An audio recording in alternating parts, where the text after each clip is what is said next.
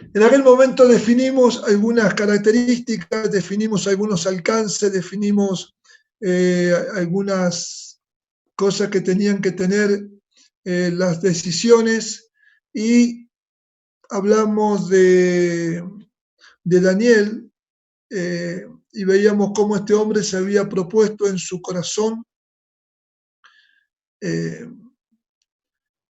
no contaminarse con las cosas que los caldeos le ofrecían. Lo primero que tuvieron que tratar fue el tema, ¿se acuerdan de la comida? Y bueno, que le cambiaron los nombres. Después esa decisión lo llevó a la decisión de enfrentar la propuesta de la idolatría y después lo llevó a la otra decisión que era cuando le habían prohibido a Daniel orar.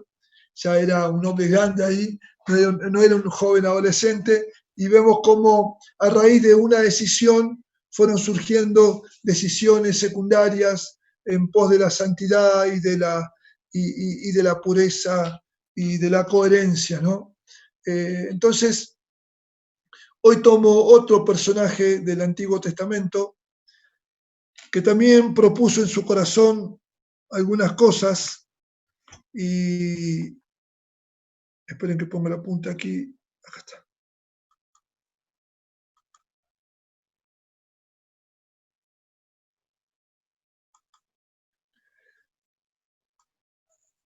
Vamos a buscar en el libro de Esdras, Antiguo Testamento.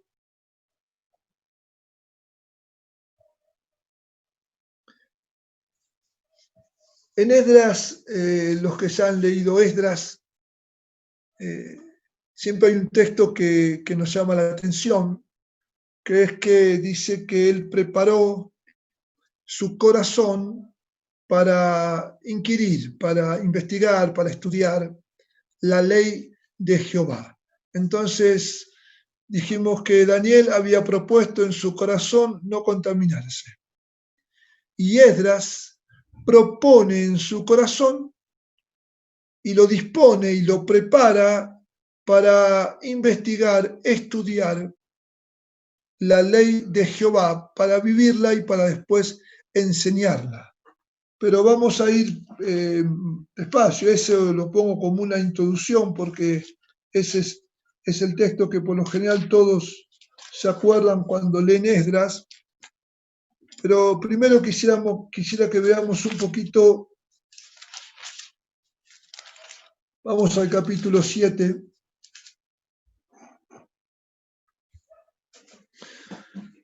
Del versículo 1 al 5 dice, pasadas estas cosas en el reinado de Artajerjes, rey de Persia, Esdras, hijo de Seraías, hijo de Azarías, hijo de Hilcías, hijo de Salum, hijo de Sadoc, hijo de Ahitob, hijo de Amarías, hijo de Azarías, hijo de Merayot, hijo de Seraías, hijo de Uzi, hijo de Buki, hijo de Abisúa, hijo de Fines, hijo de Eleazar, hijo de Aarón, primer sacerdote.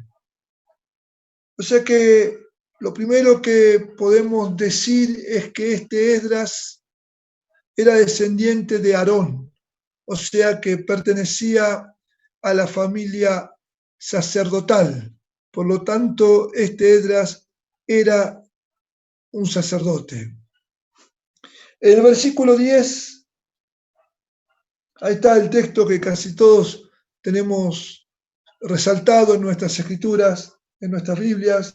Dice, porque Esdras había preparado su corazón para inquirir la ley de Jehová y para cumplirla, y para enseñar en Israel sus estatutos y decretos.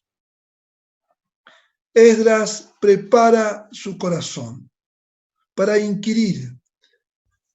Busqué en el diccionario esta palabra y el significado es indagar, averiguar, y me gusta este significado, examinar cuidadosamente algo.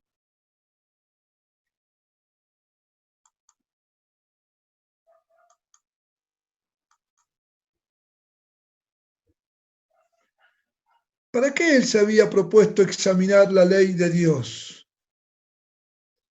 Podemos anotar 3 objetivos que él tenía. Él quería, primero, examinar la ley de Jehová, para conocerla.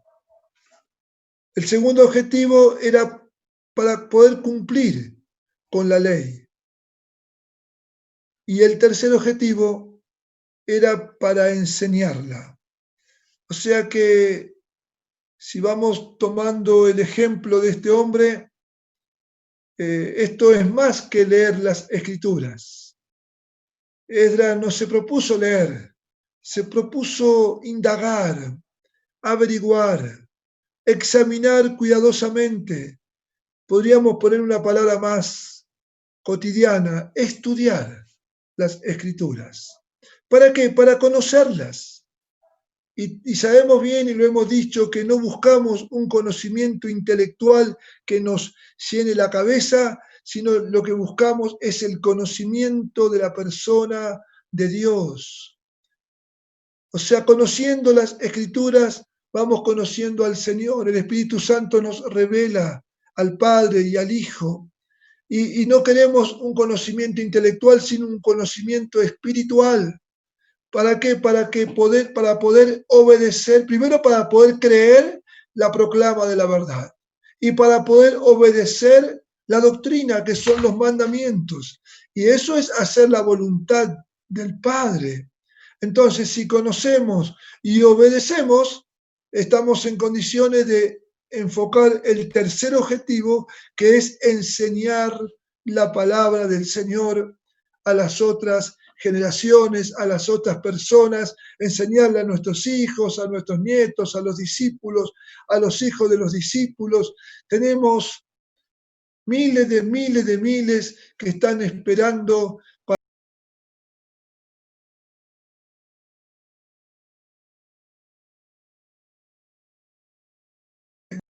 en los pueblos pequeños. Le dicen a los cristianos que son los que van al culto. Sería interesante, ¿no? Si algún día le preguntamos a alguien, ¿vos cómo me conocés? Parece que nos llevaríamos alguna sorpresa, ¿no? La gente a lo mejor dice, sí, porque veo que salís con ese libro, volvés, vas a reuniones, recibís gente en tu casa o estás siempre con un grupo de gente. Entonces, quisiera que juntos veamos cómo lo conocían a este hombre. Este hombre que había propuesto en su corazón estudiar la palabra del Señor. Él tomó una decisión. Y la decisión, como dijimos el otro día, comienza a afectarlo todo. En el capítulo 7, en el versículo 11, dice, esta es la copia de la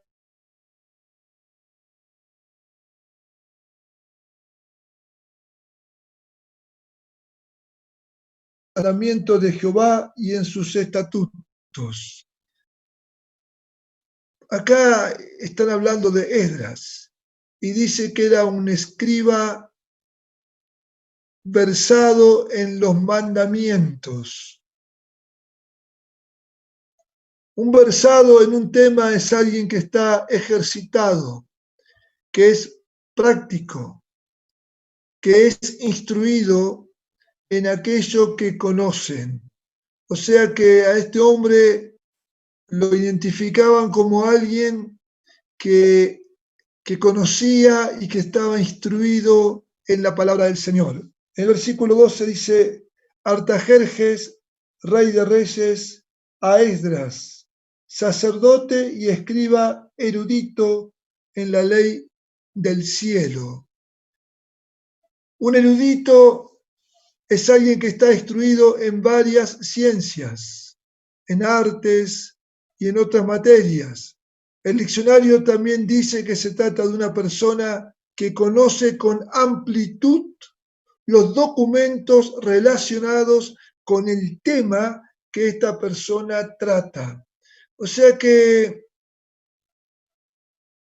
Artajerjes, que era un rey, obviamente le dice sacerdote porque era un sacerdote, pero le dice que era un sacerdote erudito.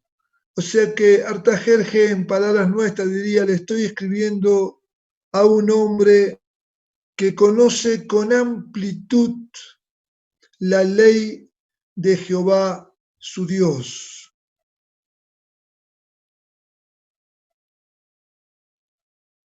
Era un hombre, lo conocían como un hombre sabio. Y el rey Artajerjes, más adelante en esta carta, lo autoriza a poner jueces y gobernantes, y le indica que dichos jueces y gobernantes debían ser hombres que conocieran la ley de Dios. Eso está en el versículo 25. Y si tú, Esdras, conforme a la sabiduría que tienes de tu Dios, pon jueces y gobernadores que gobiernen a todo el pueblo que está al otro lado del río, a todos los que conocen las leyes de tu Dios, y al que no las conoce le tendrás que enseñar.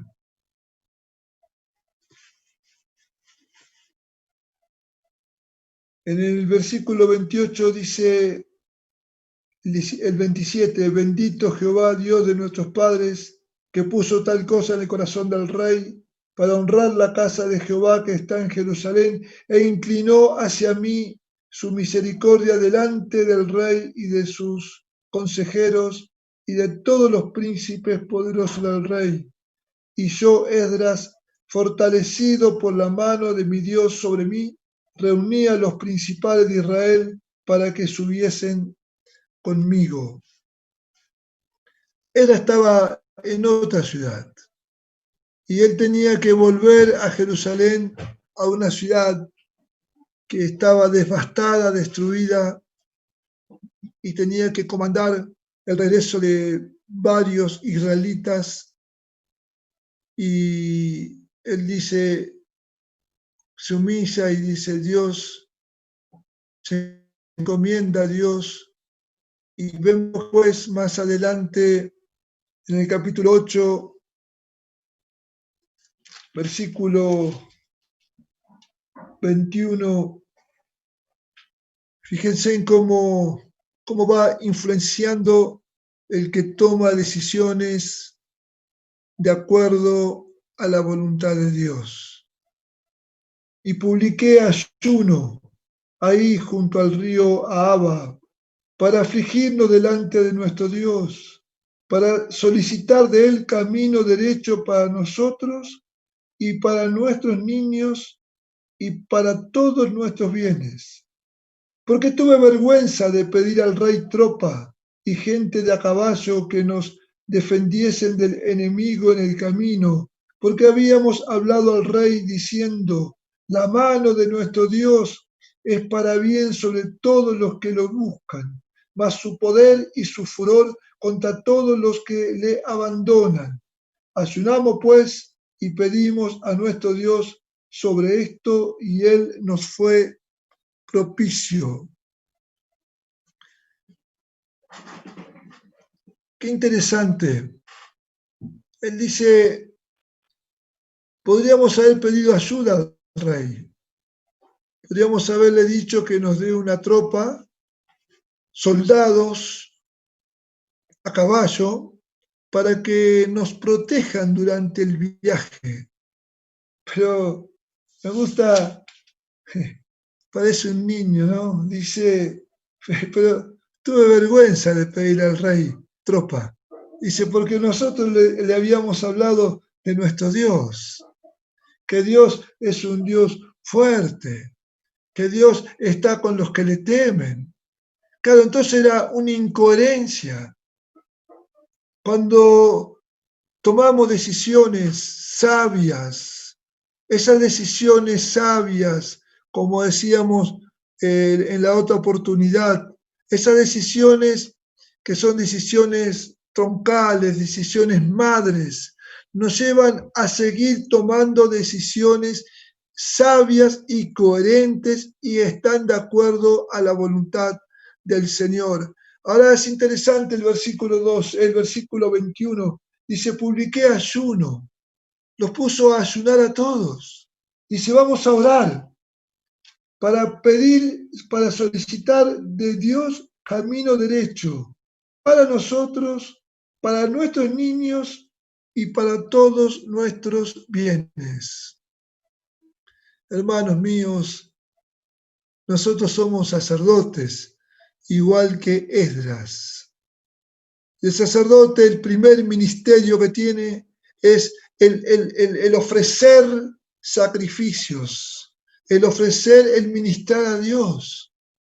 Entonces tenemos que ir a Dios y no hacer una oración de 5 minutos, de 10 minutos o una vez cada tanto. Tenemos que ir a Dios constantemente para pedir camino para nuestras vidas, para la vida de nuestros hijos y para el destino de nuestros bienes.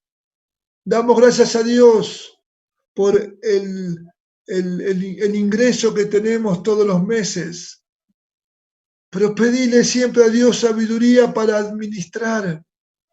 Y no interesa que tu ingreso sea poco o sea mucho. Tenemos que administrar sabia y santamente. Este hombre acá publica ayuno, pidiendo a Dios dirección, dice, para nosotros, para nuestros niños y para nuestros bienes. Y me dio vergüenza, dice, pedirle al rey Tropa, porque le habíamos dicho de Dios. Qué importante es la coherencia. Qué importante es la coherencia. Y qué bueno es predicar el Evangelio. ¿Por qué? Porque cuando predicamos el Evangelio nos envalentonamos y empezamos a hablar y está bien, y lo hacemos con pasión y con devoción y con alegría. Entonces decimos que Dios es grande y es misericordioso y que perdona los pecados y que transforma las vidas. Todo eso está bien y nos hace bien dar testimonio de nuestro Dios, pero a la vez tenemos que ser coherentes. Entonces, al mismo que le dijimos que Dios es Dios grande, después no te achique si te pide que ores por él, porque está enfermo. Al mismo que le dijimos que Dios es fabuloso, no terminemos después nuestra conversación con una queja, porque eso confunde. Está bien que publiquemos la grandeza de nuestros, y tenemos que hacerlo con toda fe, con toda alegría, con toda vehemencia.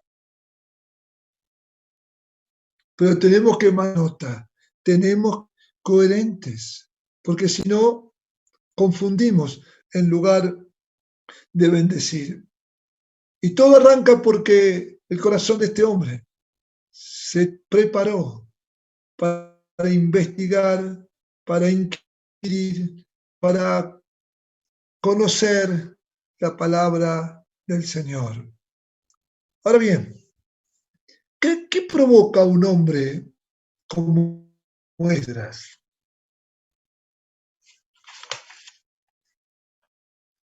Capítulo 9.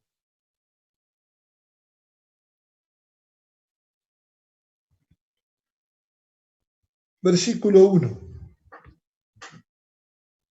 Bueno, en lo anterior, cuando ustedes lo lean, van a ver que Esdras llegó, entregó las cosas que tenía que entregar, llevaba bienes, dinero, ofrendas, entregó lo que tenía que entregar. Dice capítulo 9, acabadas estas cosas, los príncipes vinieron a mí diciendo, el pueblo de Israel y los sacerdotes y levitas no se han separado de los pueblos de las tierras de los cananeos, eteos, fereceos, jebuseos, amonitas, moabitas, egipcios y amorreos, y hacen conforme a sus abominaciones, porque han tomado de las hijas de ellos para sí y para sus hijos, y el linaje santo ha sido mezclado con los pueblos de las tierras, y la mano de los príncipes y de los gobernadores ha sido la primera en cometer este pecado. ¿Qué provoca un hombre como Esdras? Provoca que la gente sea impactada por un espíritu de convicción de pecado. Él acá no había dicho nada, no había hablado. Y vinieron los príncipes y vinieron con esta situación. La situación me tomo unos minutos y la explico un poquito más porque hay gente nueva y hay algunos que son contactos y hay otros que están conectados que no conozco, entonces por la duda explico un poco este contexto. El pueblo de Israel, por instrucción de Dios, no debía emparentarse con las naciones vecinas. Y todo esto que nombran acá, cananeos, eteos, fereceos, jebuseos, amonitas, moabitas, egipcios, amorreos, eran pueblos como el pueblo de Israel, pero eran pueblos paganos. Y Dios le había dado instrucciones precisas al pueblo de Israel que no tenían que emparentarse con los pueblos vecinos y que no tenían que aprender ninguna de sus costumbres. Y los príncipes vienen y confiesan pecado. Y dicen, Esdras, acá está pasando esto, esto y esto. Y al final del versículo 2 dice, y la mano de los príncipes y de los gobernadores ha sido la primera en cometer este pecado. Miren lo que provoca la presencia de un hombre que propone en su corazón investigar, estudiar, conocer, vivir y enseñar la ley de Dios. Ahora, esto es lo que provoca. Y hay que hacerse esta pregunta. ¿Y cómo reacciona un hombre como Esdras ante esta situación? Versículo 3, dice Esdras, cuando oí esto, rasgué mi vestido y mi manto, y arranqué pelo de mi cabeza y de mi barba, y me senté angustiado en extremo. Dios mío, qué manera de reaccionar.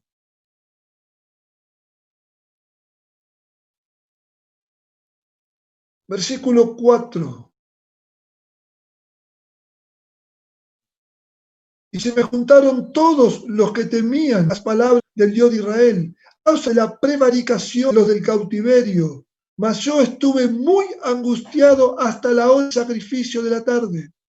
Y a la hora del sacrificio de la tarde me levanté de mi aflicción y habiendo rasgado el vestido y mi manto, me postré de rodillas y extendí mis manos a Jehová mi Dios. Versículo 6. Y dije, Dios mío, confuso y avergonzado estoy para levantar, oh Dios mío, mi rostro a ti, porque nuestras iniquidades se han multiplicado sobre nuestra cabeza y nuestros delitos han crecido hasta el cielo.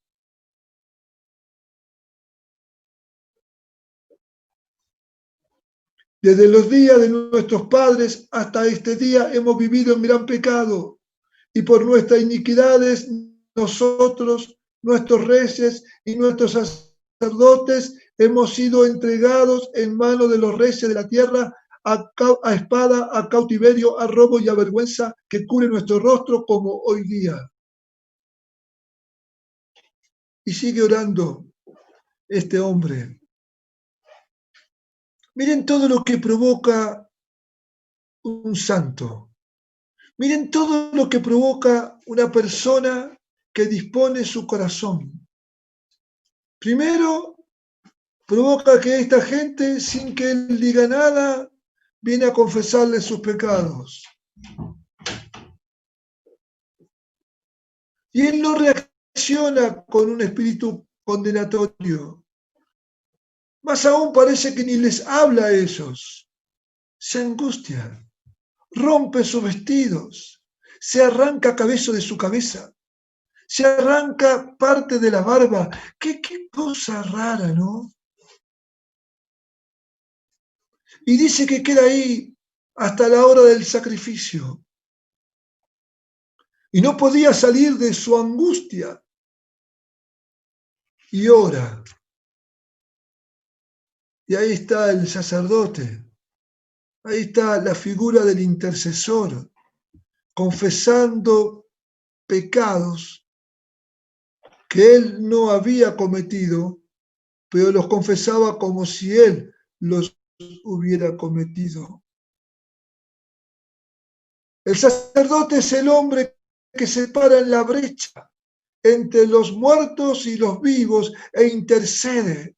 Hermanos, somos sacerdotes y reyes y sacerdotes, puestos por Dios para que en el siglo XXI nos paremos en la brecha, levantemos nuestro rostro, levantemos nuestras manos, pero viviendo una vida santa podamos interceder para que Dios pare.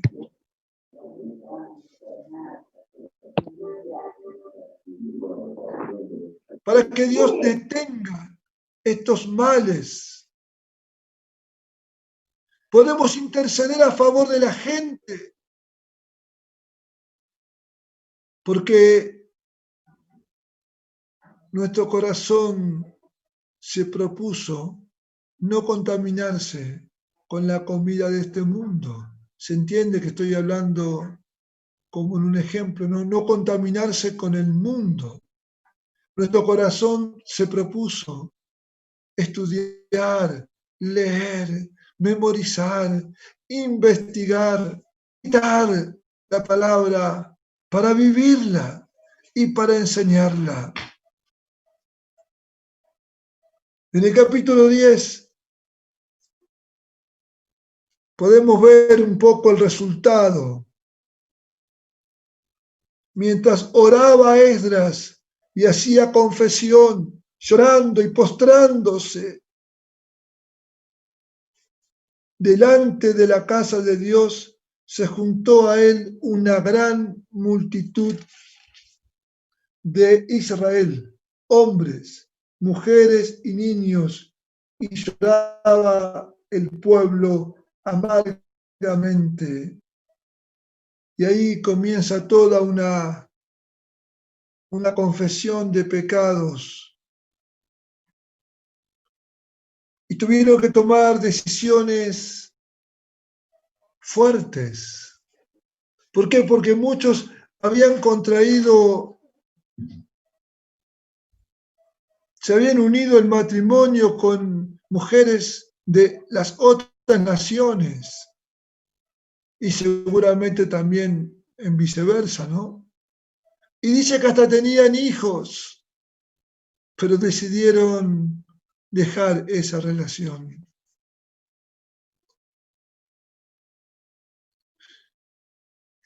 Realmente nosotros somos siempre prudentes y cuando escuchamos confesiones de pecado no es contándolo, por favor. Hay que ser prudente, hay que cuidar a los hermanos.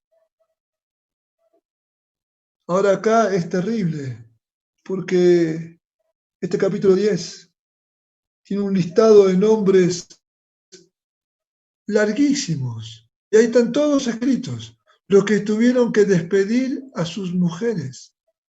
Lo pusieron en la web. Este libro se leyó y se lee todos los años.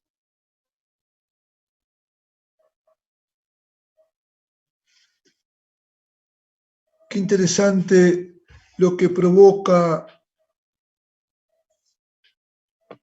una persona que haya propuesto en su corazón estudiar las Escrituras. Mis hermanos queridos, no basta con que leamos algunos versículos, no basta con que leamos algunos capítulos. Tenemos que leer y tenemos que profundizar nuestra lectura de las Escrituras.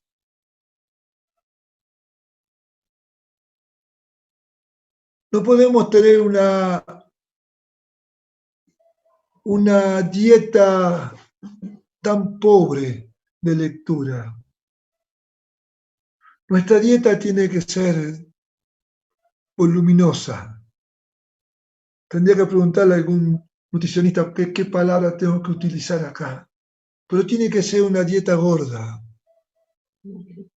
Nutritiva, me dice mi esposa. Qué cosa este hombre que no sabe decir palabras coherentes. Tiene que ser una dieta nutritiva. No te va a intoxicar la lectura de la palabra. Te va a debilitar la no lectura de la palabra. No te vas a empachar por leer mucho la Biblia. Pero no es cuestión de leer por leer. Hay que tomar una decisión. Señor, me propongo, me decido y voy a preparar mi corazón para el estudio de tu palabra. Jesús dijo, mi palabra no haya cabida en vuestros corazones. Era Jesús el que hablaba. Mejor predicador que ese no hubo. Sin embargo, la palabra no entraba. No es cuestión de quién habla, es cuestión de quién escucha. ¿Por qué? Porque para que encuentre cabida, tiene que haber un corazón dispuesto, un corazón preparado, un corazón que está desesperado para conocer al Padre.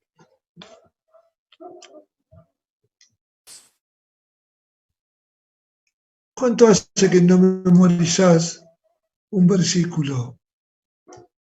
Pienso que no hace mucho, porque entre nosotros está la costumbre de memorizar versículos. Pero si alguno todavía no la tiene, tómela. Hay un momento de la vida que parece que es más fácil memorizar, después parece que nos ponemos más torpes. Ahí me cuesta más, pero procuro. Y aprendo y después me lo olvido de vuelta. Qué cabezón, después tengo que aprender de vuelta. Pues no importa. No importa. Si hace mucho que no memorizás un versículo, bueno, yo te digo uno, memorizate Juan 1:12. ¿Qué es eso? Cualquiera.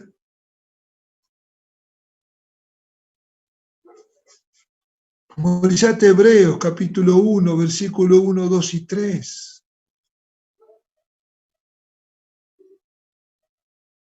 Romanos 8:29. Si hace mucho, ahí ya te di algunos para que te memorices. Hay otros. Filipenses 4:13.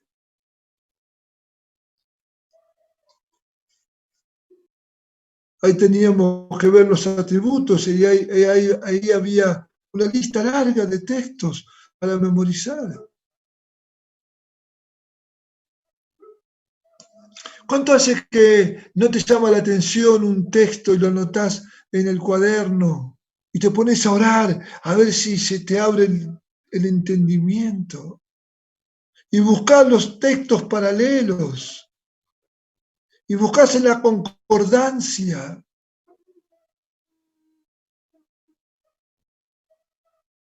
¿Cuánto hace que no te pones delante de un texto y le preguntás, ¿qué me querés decir? ¿Qué tengo que hacer con esto?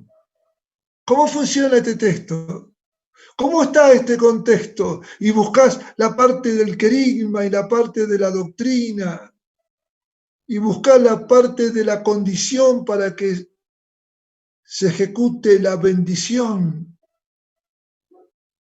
¿Cuánto hace que no buscas un versículo en 4 o 5 versiones distintas? A lo mejor lo hiciste esta mañana. Amén. Felicitaciones. Pero a lo mejor hace mucho. A lo mejor te olvidaste que un día te decidiste a estudiar la palabra. Tenés que volver a decidirte. Un día te propusiste no contaminarte. El sábado bien podríamos haber metido el tema de Manuel en una de las decisiones. Señor, me propongo pagar la deuda y hablar de Jesucristo.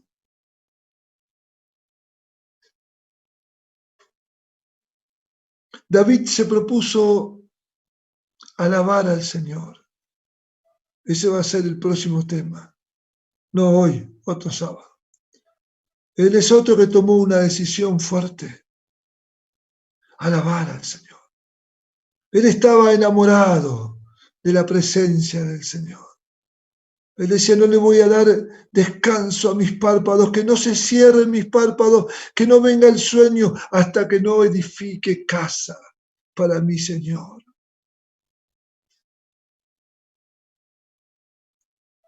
Y le edificó una tienda primero y después quería edificar una casa y dice, no, vos no vas a edificar casa, tu hijo va a edificar casa. Bueno, está bien, pero que el arca esté acá, cerquita mío.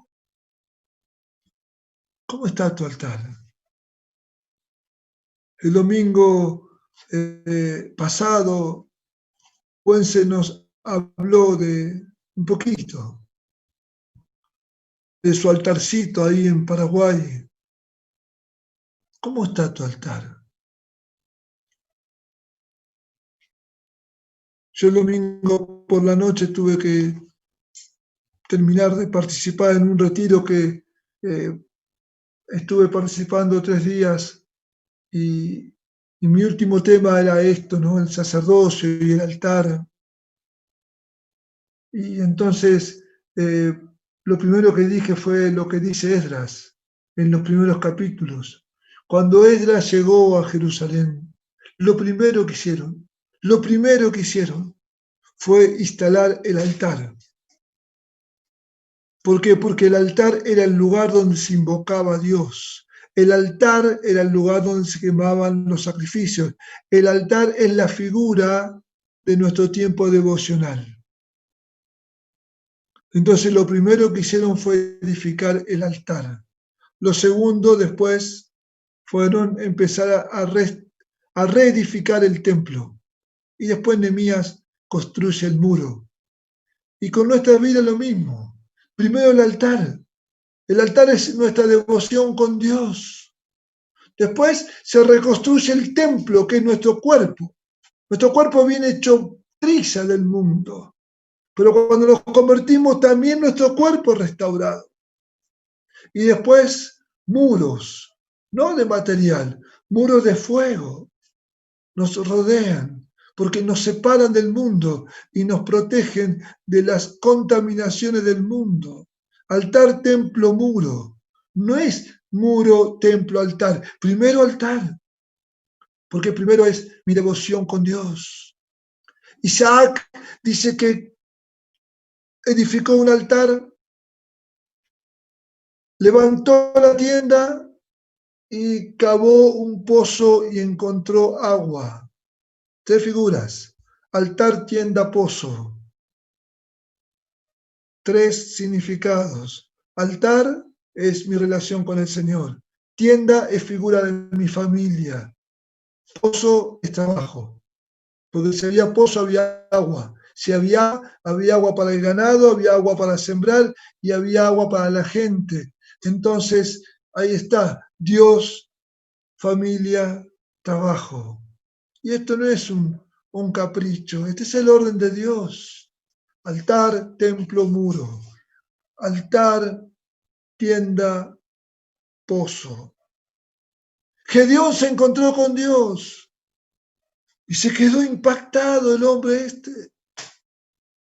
Y agarró, fue rápido y trajo algunas cosas y ofrendó a Dios en un altar que él levantó. Y Dios le dice, Gedeón, vamos a hacer así. Sí, ¿qué tengo que hacer? Primero, tenés que destruir el altar de Baal. Segundo, tenés que destruir la imagen de Acera. Bien. Tercero, matá al toro gordo. Muy bien. Y con la leña que destruiste de la imagen de Acera, lo vas a sacrificar. Y vas a construir un altar sobre este peñasco, sobre este cerro, y ahí me vas a adorar. Ahí tenemos una lección para aprender, queridos hermanos. No se puede levantar altar a Dios si tenemos levantado altares a ídolos que ocupan lugar en nuestro corazón. Por eso hay que tomar decisiones, hay que proponer el corazón para estudiar, para indagar, para investigar, para memorizar, para entender, para meditar la palabra del Señor, para vivirla, para enseñarla. Y lo último que me queda es esa figura tan triste de los hijos de Aarón entrando al tabernáculo de reunión de una manera no indicada por Dios. Y los que conocen la historia saben cómo terminó esta historia. Termina mal, porque fuego salió de la presencia del Señor y los quemó, los mató. ¿Por qué? Porque ministraron mal como sacerdotes. Y luego, bueno, terminando ya, estos sacerdotes, los dos juntos entraron cuando tenían que entrar de a uno, quemaron un fuego extraño, aparentemente estaban borrachos, por la instrucción que Dios da después, se ve que estaban un poco borrachos. Qué lamentable, ¿no?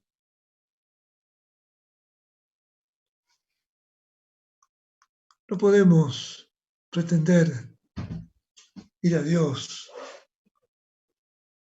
mezclando, yo digo mezclando los perfumes. Nuestra vida tiene que exhalar olor santo, olor de vida, no olor a muerto. Purifiquemos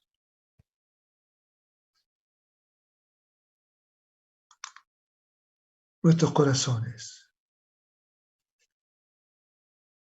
Pablo lo dice bien claro, ¿no? En Romanos, que tenemos que presentarnos como un culto vivo, santo, agradable, sacrificio vivo, santo, agradable a nuestro Dios.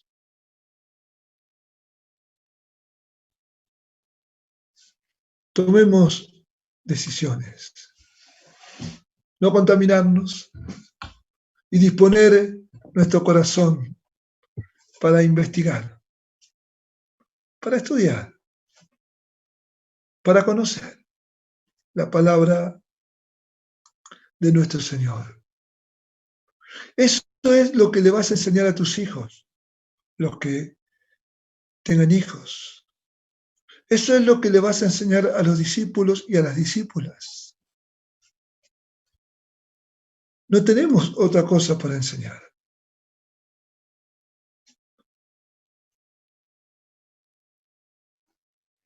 Tenemos que revisar constantemente nuestras agendas y no tenemos que gastar tiempo. Tenemos que invertir tiempo. Son dos conceptos distintos. Una cuestión es gastar y otra cuestión es invertir.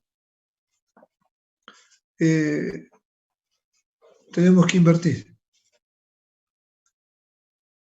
No hay que malgastar, hay que invertir. Invertir nuestro tiempo para el Señor. Hay un tiempo que está cautivo, porque todos los que estamos aquí, algunos estudian y otros trabajamos. Entonces hay un montón de horas del día que ya están cautivas. Se los lleva el estudio y o el trabajo. Y está bien, así es. Pero no se lleva las 24 horas, se lleva una parte de las 24 horas. Y después hay un tiempo que también está cautivo porque hay que descansar. No, hay que descansar lo aconsejable, ¿no? Un montón de horas. Entonces te queda tiempo, porque hay un tiempo que está cautivo, tengo que descansar, 6 horas, 8 horas, ya más de 8 horas no hace falta, perdón, ¿no? Joven, se recuperan rápido. Yo descanso 6 horas, con 6 horas ya está bien. Este hombre con 6 horas funciona. Bueno, a lo mejor más adelante tendré que descansar 7, no sé, hoy por hoy con 6 voy bien, 6:30 lo sumo. 8 ya es una molestia muy grande para mi cuerpo. 6, ponele que trabajes 10, son 17, te están sobrando 7 horas. Bueno, tenés que comer, almorzar, cenar, hay que bañarse. Te quedan horas. Como mínimo 1 hora, como mínimo, 1 hora. 1 hora. Tienen que ser exclusivas para papá. 1 hora tiene que ser exclusiva para papá. Para hablar con papá, orar y para que papá me hable. Como mínimo. De 24, 1. Mirá, Dios mío. Y si es poco 1, poné un poquito más. Un poquito más. Primero trata de tener un tiempo cuando está fresco de cabeza y con fuerzas, o sea, antes del trabajo, antes del estudio, si es posible. Y después, si ese tiempo es muy breve, bueno, después a la tarde-noche agregale otro tiempo. Y después, si queda tiempo, poné otra cosa. Pero esto es toda inversión, porque en estudio es inversión, en trabajo es tiempo invertido, y en el tiempo devocional es tiempo invertido, y en el tiempo que predicamos es tiempo invertido. Esto no es tiempo gastado. Después cuando navegamos por internet, ese tiempo gastado. ¿Qué va a hacer? Pero un poquito por ahí hay que gastar, ¿no? ¿Cómo está tu corazón? Quiero que oremos ahora.